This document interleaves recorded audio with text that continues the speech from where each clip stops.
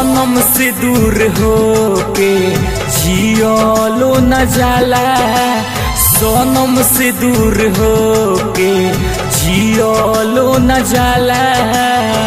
रात दिन नैना मोर जागे,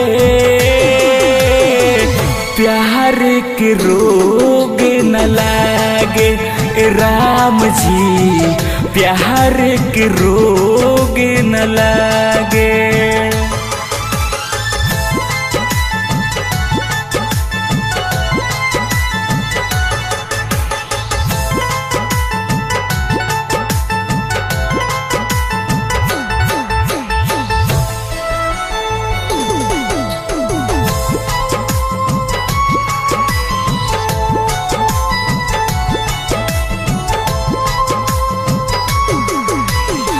घर परिवार हमारा मन के न भावेला, हर घड़ी याद हमारा सनम के आवेला, सनम के आवेला। घर परिवार हमारा मन के न भावेला, हर घड़ी याद हमारा सनम के आवेला। प्यार न करी हो केहू पन मरी हो, प्यार न करी हो केहू पन मरी हो। जग हार जाला एकरा आगे, प्यार के रोग न लागे। राम जी प्यार के रोग न लागे।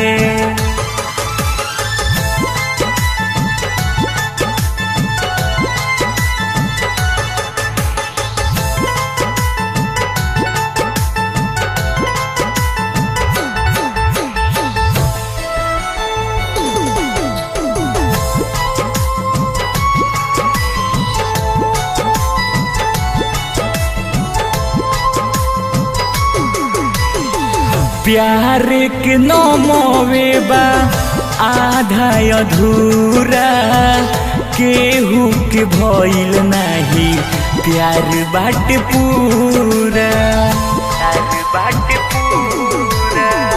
रोहित रिटू मिश्रा जिए तन्हाई में, मौत नजर आव पर छाई में।